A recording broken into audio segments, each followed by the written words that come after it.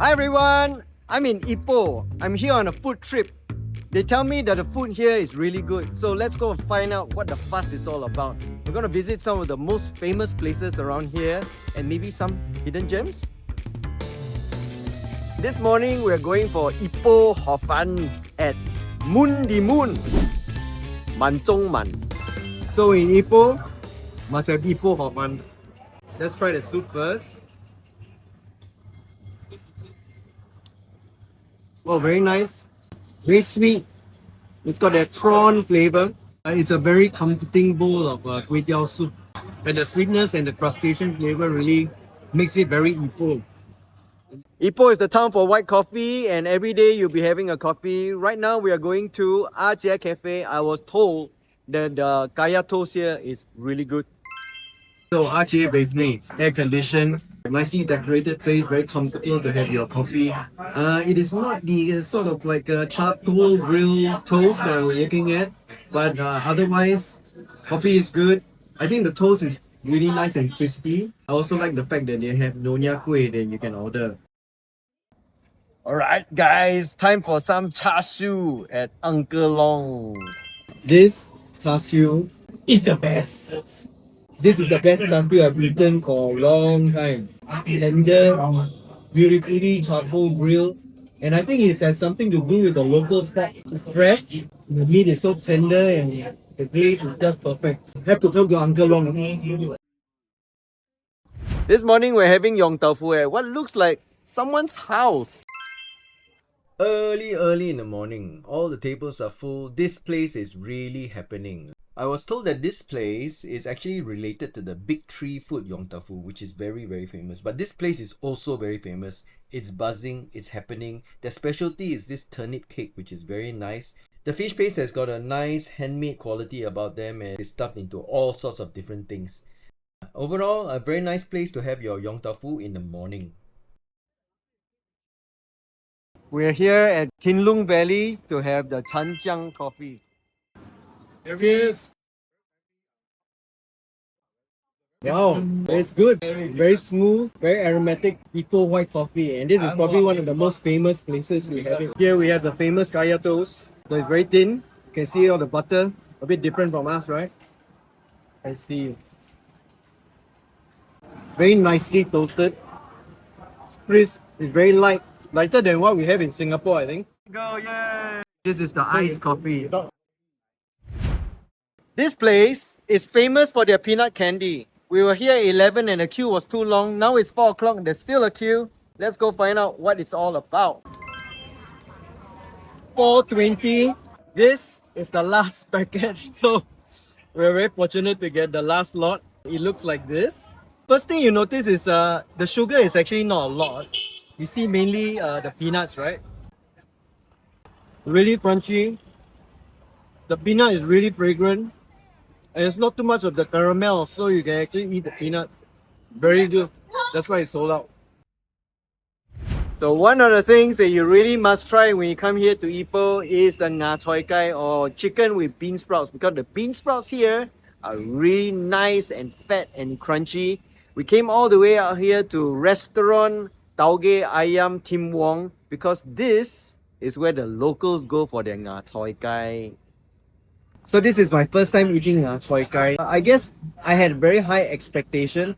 Originally, we were going to eat the famous one at Cowan Road, but unfortunately, the old couple, I don't know where they are. Maybe they've gone on holiday. So we ended up here in restaurant Tauge Ayam Wong. Basically, it's our chicken rice chicken, right? With tauge. I would say the tauge is very plump. It's very crunchy. It's quite different from the tauge that you get in Singapore. So that was good. The chicken, I think that kampung chicken, a little bit on the tough side, but kampung chicken tends to be like that. Overall, it was a very nice, comforting meal. I wouldn't say I will come back again necessarily. I'll probably go and look for a choi kai somewhere else. When you're in Ipoh, you find yourself always drinking coffee. There are many popular brands. One of the most popular is Tong Tai. But if you want to go to Tong Tai, you have to come to this one. They tell me this one is better than the other one. Well, Tong Tai is opened by the son of Jie. And he's innovated to make things a little bit different. The way they make their coffee is everything is already pre-made. So when you order your hot coffee, what they do is they'll take it out from the container and then put it onto the induction to heat it up. And then after that, they'll foam it up with a whisk, and that's where you get your nice foamy Ipoh white coffee. So something different because that's how they standardize and make sure that every cup of coffee will taste exactly the same. Thank you very much. And for the toast, unfortunately, they don't do charcoal toast. They'll toast everything in the oven. Again, this is done in order to make sure that every piece of toast will come out the same way, nice and crispy and light. Unfortunately, I'm still missing the charcoal flavor. And the kaya is a little bit thin. Still, it's a great place to have your kopi and kaya toast in comfort. That's why everybody's here. Okay, so this is the Tiong Ipoh Hor Fun. To come very early, yeah. It's really just very happening. Here we go.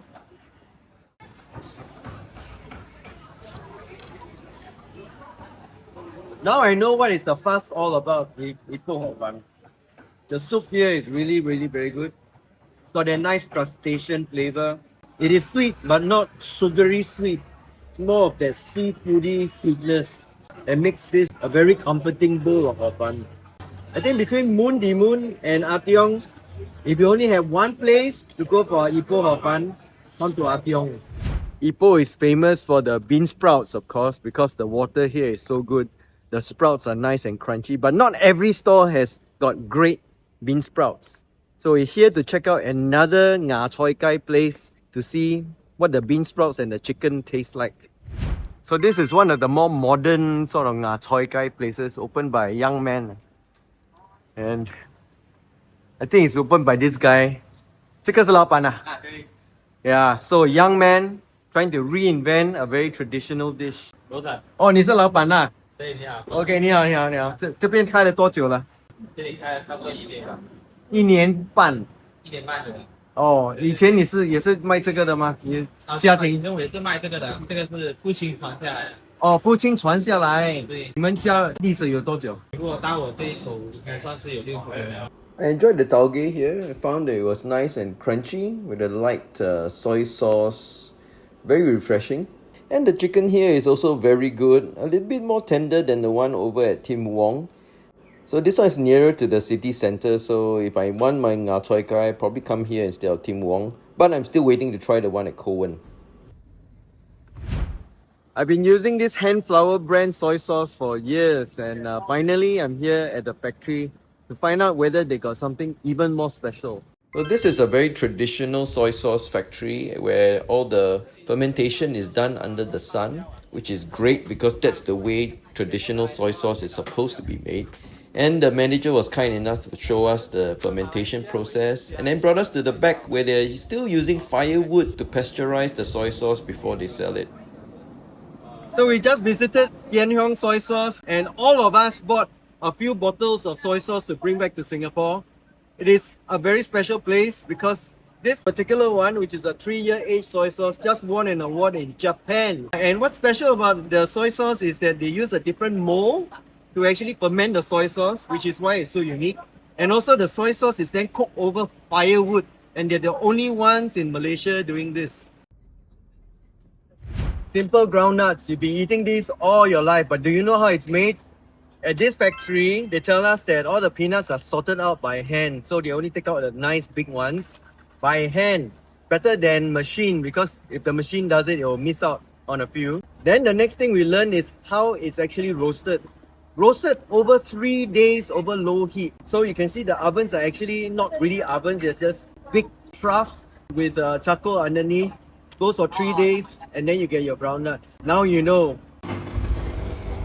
So this morning we're going to check out something that maybe less people know about because this place is quite new. It's only 5 years old.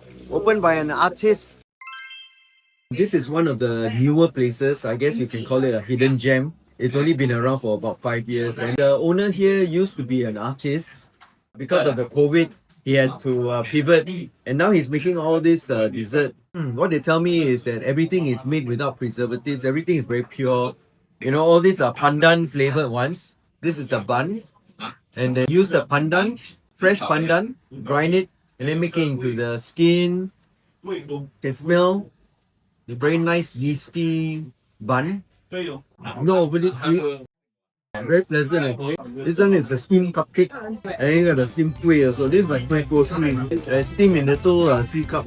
One of those newer eateries in town. Still not quite well known, so they come here and try it out. You'll get some very natural, very fresh kind of buns.